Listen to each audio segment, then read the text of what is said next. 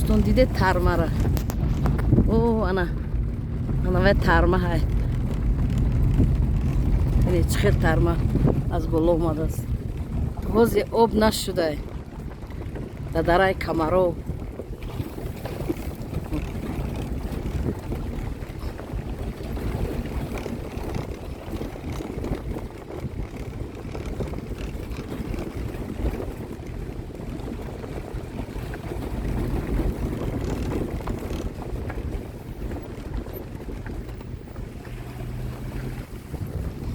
قطعه زنبور رو بینید.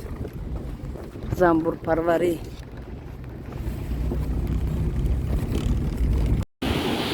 سلام دوستان.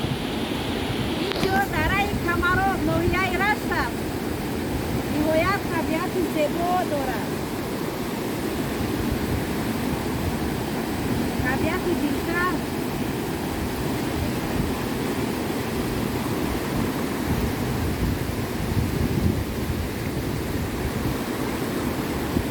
آبی با صفا را بینید. از قدم خنوکای آبی درای کمرو نهایت خنوک است. نهایت در فصل تابستان بیایید و درای کمرو و ناحیه رشت استراحت کنید. بهترین هوا دارد. بهترین هوا، بهترین طبیعت دارد. بابا باشید.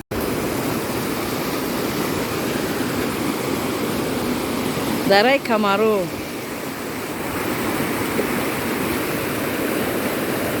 این او ببینید عجایب است. اما که یخ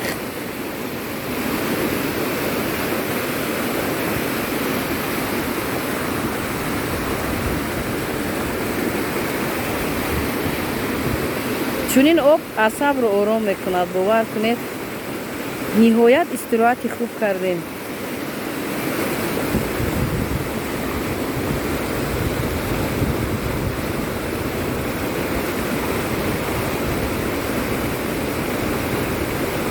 با شما دوستان به همه شما سلامتی خواهانم.